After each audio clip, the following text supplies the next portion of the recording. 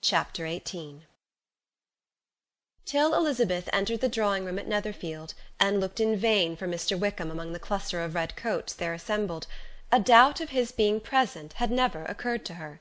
The certainty of meeting him had not been checked by any of those recollections that might not unreasonably have alarmed her. She had dressed with more than usual care, and prepared in the highest spirits for the conquest of all that remained unsubdued of his heart, trusting that it was not more than might be won in the course of the evening. But in an instant rose the dreadful suspicion of his being purposely omitted for Mr. Darcy's pleasure in the Bingleys' invitation to the officers, and though this was not exactly the case, the absolute fact of his absence was pronounced by his friend Denny, to whom Lydia eagerly applied, and who told them that Wickham had been obliged to go to town on business the day before, and was not yet returned, adding, with a significant smile, "I do not imagine his business would have called him away just now, if he had not wanted to avoid a certain gentleman here." This part of his intelligence, although unheard by Lydia, was caught by Elizabeth, and as it assured her that Darcy was not less answerable for Wickham's absence than if her first surmise had been just, every feeling of displeasure against the former was so sharpened by immediate disappointment that she could hardly reply with tolerable civility to the polite inquiries which he directly afterwards approached to make. Attendance, forbearance, patience with Darcy, was injury to Wickham.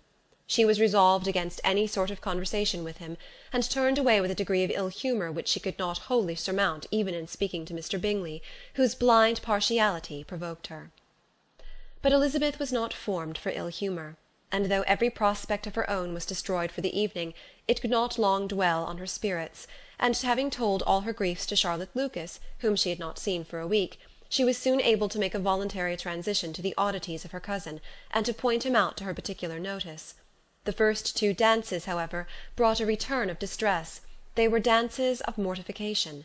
Mr. Collins, awkward and solemn, apologizing instead of attending, and often moving wrong without being aware of it, gave her all the shame and misery which a disagreeable partner for a couple of dances can give. The moment of her release from him was ecstasy. She danced next with an officer, and had the refreshment of talking of Wickham, and of hearing that he was universally liked. When those dances were over, she returned to Charlotte Lucas, and was in conversation with her, when she found herself suddenly addressed by Mr. Darcy, who took her so much by surprise in his application for her hand, that, without knowing what she did, she accepted him. He walked away again immediately, and she was left to fret over her own want of presence of mind. Charlotte tried to console her. "I dare say you will find him very agreeable." "Heaven forbid!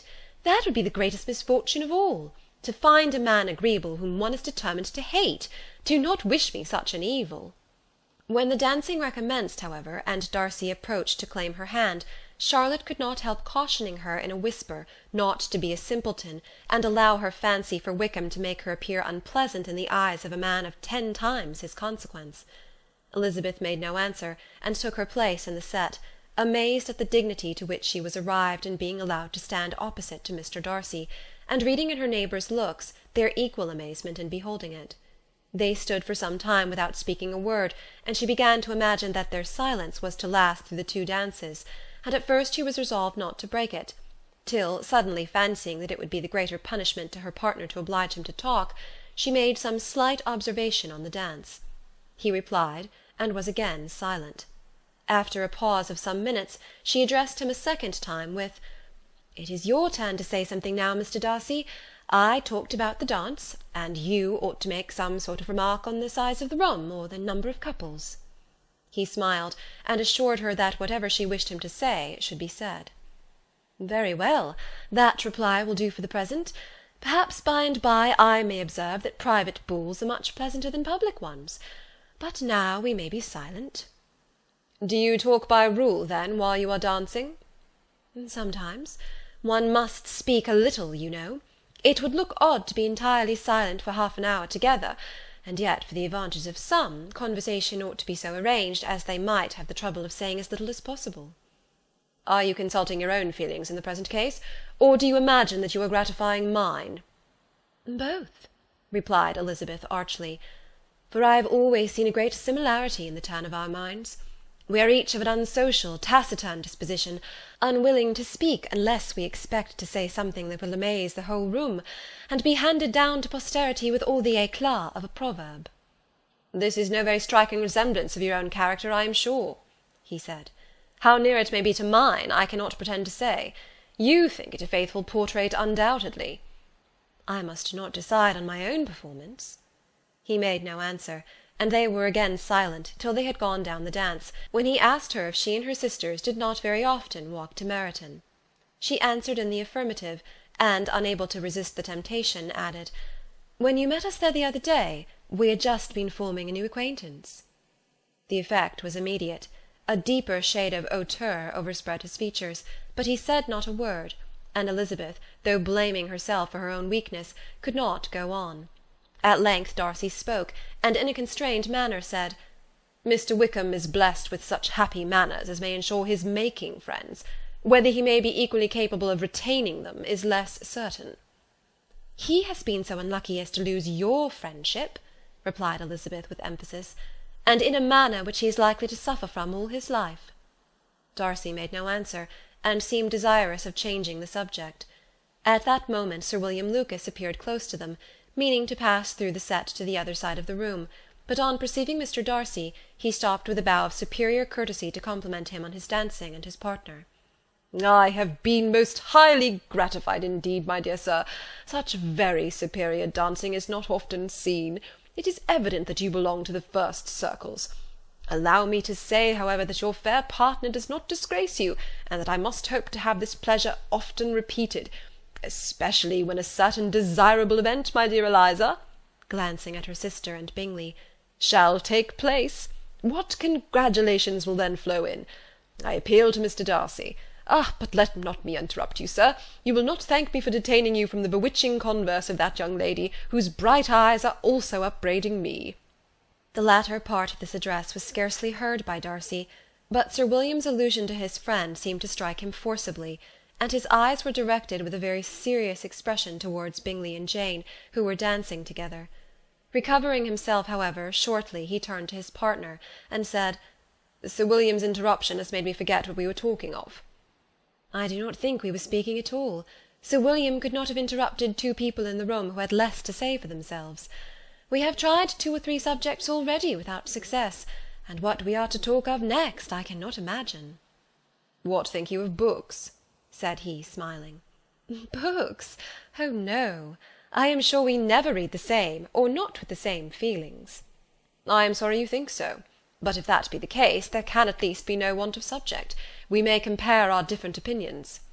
"No, I cannot talk of books in a ball-room. My head is always full of something else." "The present always occupies you in such scenes, does it?" said he, with a look of doubt. "Yes, always," she replied, without knowing what she said, for her thoughts had wandered far from the subject, as soon afterwards appeared by her suddenly exclaiming, "I remember hearing you once say, Mr. Darcy, that you hardly ever forgave, that your resentment, once created, was unappeasable. You are very cautious, I suppose, as to its being created?" "I am," said he, with a firm voice. "And never allow yourself to be blinded by prejudice?" "I hope not." "It is particularly incumbent on those who never change their opinion, to be secure of judging properly at first." "May I ask to what these questions tend?" "Merely to the illustration of your character," said she, endeavouring to shake off her gravity. "I am trying to make it out." "And what is your success?" She shook her head. "I do not get on at all. I hear such different accounts of you as to puzzle me exceedingly." "I can readily believe," answered he gravely, "that reports may vary greatly with respect to me, and I could wish, Miss Bennet, that you were not to sketch my character at the present moment, as there is reason for fear that the performance would reflect no credit on either." "But if I do not take your likeness now, I may never have another opportunity." "I would by no means suspend any pleasure of yours," he coldly replied. She said no more, and they went down the other dance and parted in silence, and on each side dissatisfied, though not to an equal degree; for in Darcy's breast there was a tolerable powerful feeling towards her, which soon procured her pardon, and directed all his anger against another. They had not long separated, when Miss Bingley came towards her, and with an expression of civil disdain accosted her. "So, Miss Eliza, I hear you are quite delighted with George Wickham. Your sister has been talking to me about him, and asking me 1,000 questions, and I find that the young man quite forgot to tell you, among his other communication, that he was the son of old Wickham, the late Mr Darcy's steward. Let me recommend you, however, as a friend, not to give implicit confidence to all his assertions, for as to Mr Darcy's using him ill, it is perfectly false, for on the contrary, he has always been remarkably kind to him, though George Wickham has treated Mr Darcy in a most infamous manner.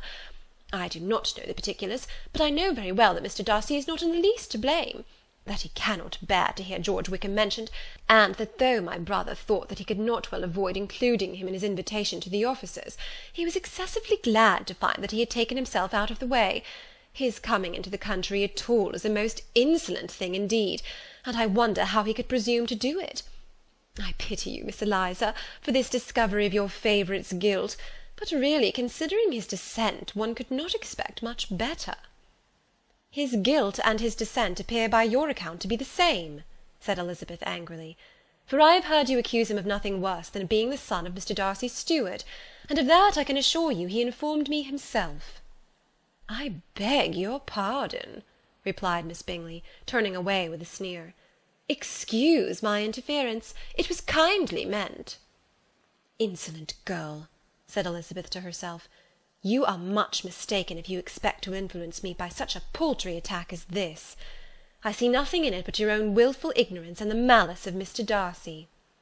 She then sought out her eldest sister, who was undertaken to make inquiries on the same subject of Bingley. Jane met her with a smile of such sweet complacency, a glow of such happy expression, as sufficiently marked how well she was satisfied with the occurrences of the evening. Elizabeth instantly read her feelings, and at that moment solicitude for Wickham, resentment against his enemies, and everything else, gave way before the hope of Jane's being in the fairest way for happiness. "I want to know," said she, with a countenance no less smiling than her sister's, "what you have learnt about Mr Wickham. But perhaps you have been too pleasantly engaged to think of any third person, in which case you may be sure of my pardon." "No," replied Jane, "I have not forgotten him, but I have nothing unsatisfactory to tell you. Mr Bingley does not know the whole of his history, and he is quite ignorant of the circumstances which have principally offended Mr Darcy, but he will vouch for the good conduct, the probity, and honour of his friend, and is perfectly convinced that Mr Wickham has deserved much less attention from Mr Darcy than he has received. And I am sorry to say, by his account as well as his sister's, Mr Wickham is by no means a respectable young man. I am afraid he has been very imprudent, and has deserved to lose Mr Darcy's regard." "Mr Bingley does not know Mr Wickham himself?" "No, he never saw him till the other morning at Meryton." "This account, then, is what he has received from Mr Darcy. I am satisfied. But what does he say of the living?" "He does not exactly recollect the circumstances, though he has heard them from Mr Darcy more than once, but believes that it was left to him conditionally only."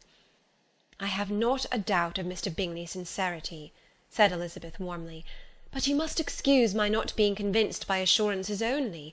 Mr Bingley's defence of his friend was a very able one, I dare say, but since he is unacquainted with several parts of the story, and has learnt the rest from that friend himself, I shall venture to still think of both gentlemen as I did before." She then changed the discourse to one more gratifying to each, and on which there could be no difference of sentiment. Elizabeth listened with delight to the happy, though modest hopes which Jane entertained of Mr Bingley's regard, and said all in her power to heighten her confidence in it. On their being joined by Mr Bingley himself, Elizabeth withdrew to Miss Lucas, to whose inquiry after the pleasantness of her last partner she had scarcely replied, before Mr Collins came up to them, and told her with great exultation that he had just been so fortunate as to make a most important discovery. "I have found out," said he, "by a singular accident, that there is now in the room a near relation of my patroness. I happened to overhear the gentleman himself mentioning to the young lady who does the honours of the house the names of his cousin, Miss de Bourgh, and of her mother, Lady Catherine. How wonderfully these sort of things occur! Who would have thought of my meeting with, perhaps, a nephew of Lady Catherine de Bourgh in this assembly? I am most thankful that the discovery is made in time for me to pay my respects to him, which I am now going to do, and trust he will excuse my not having done it before. My total ignorance of the connection must plead my apology." "You are not going to introduce yourself to Mr. Darcy?" "Indeed I am. I shall entreat his pardon for not having done it earlier. I believe him to be Lady Catherine's nephew. It will be in my power to assure him that her ladyship was quite well yesterday se'nnight." Elizabeth tried hard to dissuade him from such a scheme, assuring him that Mr. Darcy would consider his addressing him without introduction as an impertinent freedom, rather than a compliment to his aunt, that it was not in the least necessary there should be any notice on either side, and that if it were, it must belong to Mr. Darcy, the superior in consequence, to begin the acquaintance. Mr. Collins listened to her with the determined air of following his own inclination, and when she ceased speaking, replied thus: "My dear Miss Elizabeth, I have the highest opinion in the world, in your excellent judgment, in all matters within the scope of your understanding, but permit me to say, that there must be a wide difference between the established forms of ceremony amongst the laity, and those which regulate the clergy, for give me leave to observe that I consider the clerical office as equal in point of dignity with the highest rank in the kingdom, providing that a proper humility of behaviour is at the same time maintained. You must therefore allow me to follow the dictates of my conscience on this occasion, which leads me to perform what I look on as a point of duty. Pardon me for neglecting to profit by your advice, which, on every other subject, shall be my constant guide, though in the case before us I consider myself more fitted by education and habitual study to decide on what is right than a young lady like yourself." And with a low bow he left her to attack Mr. Darcy, whose reception of his advances she eagerly watched, and whose astonishment at being so addressed was very evident. Her cousin prefaced his speech with a solemn bow, and though she could not hear a word of it, she felt as if hearing it all, and saw in the motion of his lips the words apology, Hunsford, and Lady Catherine de Bourgh. It vexed her to see him expose himself to such a man. Mr. Darcy was eyeing him with unrestrained wonder, and when at last Mr. Collins allowed him time to speak, replied with an air of distant civility. Mr. Collins, however, was not discouraged from speaking again, and Mr. Darcy's contempt seemed abundantly increasing with the length of his second speech, and at the end of it he only made him a slight bow, and moved another way. Mr. Collins then returned to Elizabeth. "I have no reason, I assure you," said he, "to be dissatisfied with my reception. Mr. Darcy seemed much pleased with the attention. He answered me with the utmost civility, and even paid me the compliment of saying that he was so well convinced of Lady Catherine's discernment as to be certain she could never bestow a favour unworthily. It was really a very handsome thought. Upon the whole, I am much pleased with him." As Elizabeth had no longer any interest of her own to pursue, she turned her attention almost entirely on her sister and Mr. Bingley, and the train of agreeable reflections which her observations gave birth to made her perhaps almost as happy as Jane. She saw her in idea settled in that very house, in all the felicity which a marriage of true affection could bestow, and she felt capable, under such circumstances, of endeavouring even to like Bingley's two sisters. Her mother's thoughts she plainly saw were bent the same way, and she determined not to venture near her, lest she might hear too much. When they sat down to supper, therefore, she considered it a most unlucky perverseness which placed them within one of each other, and deeply was she vexed to find that her mother was talking to that one person, Lady Lucas, freely, openly, and of nothing else but her expectation that Jane would soon be married to Mr. Bingley. It was an animating subject, and Mrs. Bennet seemed incapable of fatigue, while enumerating the advantages of the match. His being such a charming young man, and so rich, and living but 3 miles from them, were the first points of self-gratulation, and then it was such a comfort to think how fond the two sisters were of Jane, and to be certain that they must desire the connection as much as she could do. It was, moreover, such a promising thing for her younger daughters, as Jane's marrying so greatly must throw them in the way of other rich men. And lastly, it was so pleasant at her time of life to be able to consign her single daughters to the care of their sister, that she might not be obliged to go into company more than she liked. It was necessary to make this circumstance a matter of pleasure, because on such occasions it is the etiquette, but no one was less likely than Mrs. Bennet to find comfort in staying home at any period of her life. She concluded with many good wishes that Lady Lucas might soon be equally fortunate, though evidently and triumphantly believing there was no chance of it. In vain did Elizabeth endeavour to check the rapidity of her mother's words, or persuade her to describe her felicity in a less audible whisper, for, to her inexpressible vexation, she could perceive that the chief of it was overheard by Mr. Darcy, who sat opposite to them. Her mother only scolded her for being nonsensical. "What is Mr. Darcy to me, pray, that I should be afraid of him? I am sure we owe him no such particular civility, as to be obliged to say nothing he may not like to hear." "For heaven's sake, madam, speak lower. What advantage can it be for you to offend Mr. Darcy? You will never recommend yourself to his friend by so doing." Nothing that she could say, however, had any influence. Her mother would talk of her views in the same intelligible tone. Elizabeth blushed and blushed again with shame and vexation. She could not help frequently glancing her eye at Mr. Darcy, though every glance convinced her of what she dreaded, for though he was not always looking at her mother, she was convinced that his attention was invariably fixed on her. The expression of his face changed gradually from indignant contempt to a composed and steady gravity. At length, however, Mrs. Bennet had no more to say, and Lady Lucas, who had been long yawning at the repetition of delights which she saw no likelihood of sharing, was left to the comforts of cold ham and chicken. Elizabeth now began to revive, but not long was the interval of tranquillity, for when supper was over, singing was talked of, and she had the mortification of seeing Mary, after very little entreaty, preparing to oblige the company. By many significant looks and silent entreaties did she endeavour to prevent such a proof of complaisance, but in vain. Mary would not understand them. Such an opportunity of exhibiting was delightful to her, and she began her song. Elizabeth's eyes were fixed on her with most painful sensations, and she watched her progress through the several stanzas with an impatience which was very ill rewarded at their close. For Mary, on receiving, amongst the thanks of the table, the hint of a hope that she might be prevailed on to favour them again, after the pause of half a minute, began another. Mary's powers were by no means fitted for such a display. Her voice was weak, and her manner affected. Elizabeth was in agonies. She looked at Jane, to see how she bore it, but Jane was very composedly talking to Bingley. She looked at his two sisters, and saw them making signs of derision at each other, and at Darcy, who continued, however, imperturbably grave. She looked at her father to entreat his interference, lest Mary should be singing all night. He took the hint, and when Mary had finished her second song, said aloud, "That will do extremely well, child. You have delighted us long enough. Let the other young ladies have time to exhibit." Mary, though pretending not to hear, was somewhat disconcerted, and Elizabeth, sorry for her, and sorry for her father's speech, was afraid her anxiety had done no good. Others of the party were now applied to. "If I," said Mr. Collins, "was so fortunate as to be able to sing, I should have great pleasure, I am sure, in obliging the company with an air, for I consider music as a very innocent diversion, and perfectly compatible with the profession of a clergyman. I do not mean, however, to assert that we can be justified in devoting too much of our time to music, for there are certainly other things to be attended to. The rector of a parish has much to do.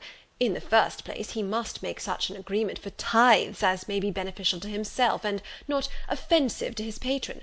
He must write his own sermons, and the time that remains will not be too much for his parish duties, and the care and improvement of his dwelling, which he cannot be excused from making as comfortable as possible.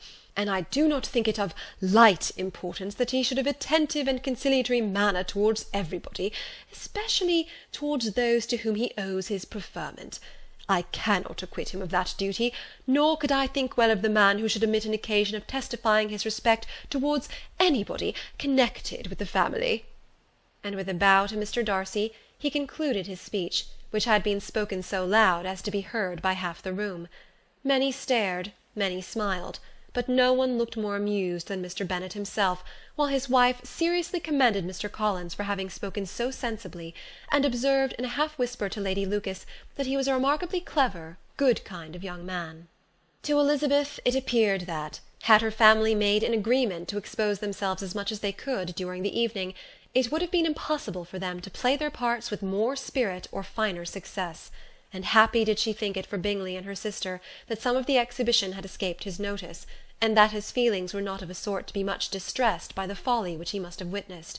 That his two sisters and Mr. Darcy, however, should have such an opportunity of ridiculing her relations, was bad enough, and she could not determine whether the silent contempt of the gentlemen or the insolent smiles of the ladies were more intolerable. The rest of the evening brought her little amusement. She was teased by Mr. Collins, who continued most perseveringly by her side, and though he could not prevail on her to dance with him again, put it out of her power to dance with others. In vain did she entreat him to stand up with somebody else, and offer to introduce him to any young lady in the room. He assured her that as to dancing he was perfectly indifferent to it, that his chief object was by delicate attentions to recommend himself to her, and that he should therefore make a point of remaining close to her the whole evening. There was no arguing upon such a project. She owed her greatest relief to her friend Miss Lucas, who often joined them, and good-naturedly engaged Mr. Collins' conversation to herself.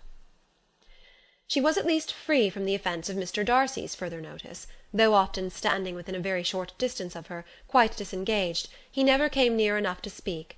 She felt it to be the probable consequence of her allusions to Mr. Wickham, and rejoiced in it. The Longbourn party were the last of all the company to depart, and by a manoeuvre of Mrs. Bennet had to wait for their carriage a quarter of an hour after everybody else was gone, which gave them time to see how heartily they were wished away by some of the family.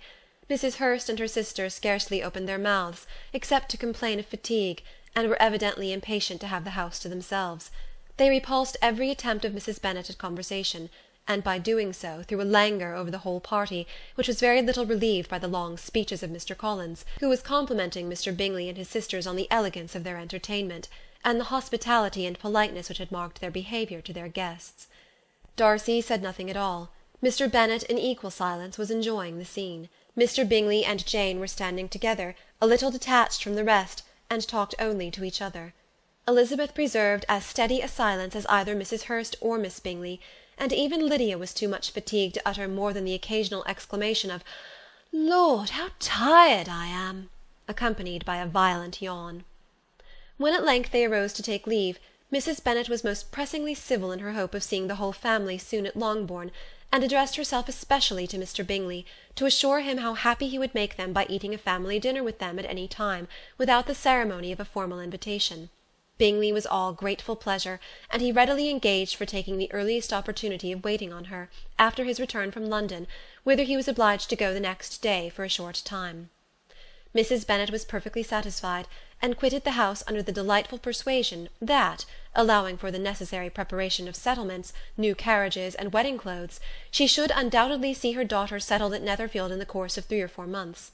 Of having another daughter married to Mr. Collins she thought with equal certainty, and with considerable, though not equal, pleasure.